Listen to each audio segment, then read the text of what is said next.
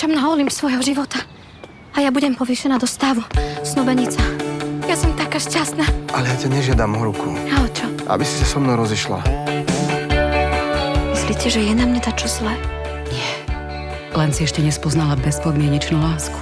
Koľko rokov sme nikde neboli? Neznám. Lebo sme ešte nikde neboli.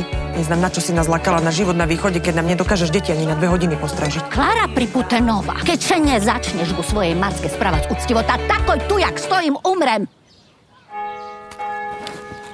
Nikto tu dneška umírať nebude. Veronika Kaporková Zeši. Mám už dnes mesiac taký divný pocit, že robíš dačo nelegálne. Čo som podľa teba mala robiť, keď som na odsud zostala? Ty si myslíš, že ja viem, čo so životom? Ty dade ideš? A to pochop, toto je núdzový stav. Ja potrebujem ísť dať Veroniku dokopy na širavu.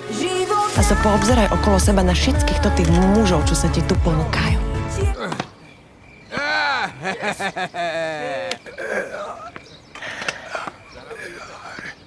No poď, ideme.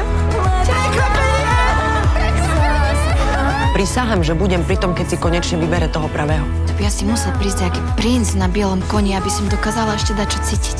Idete si zahrať volejbal? Veronika, máš! Môže sa človek zamilovať do niekoho, koho pozná celý život a sú dobrí kamaráti. Veronika! Možno to je, keď sa priťahujú. Ale našťastie som tu. Veronika, máš!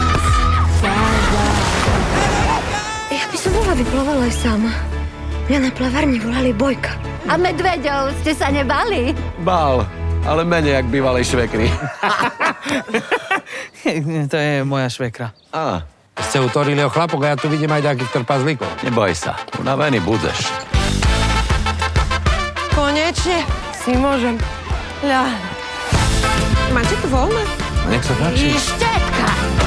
My sa poznáme?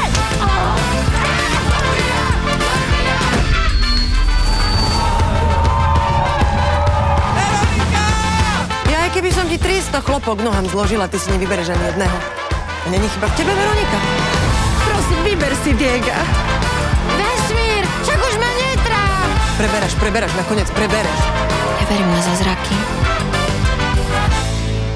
Však s mužmi je to jak s adventným kalendárom, dievčata. Musíte otvoriť 23 okienok a ochutnať všetky čokoládky, kým prídu Vianoce.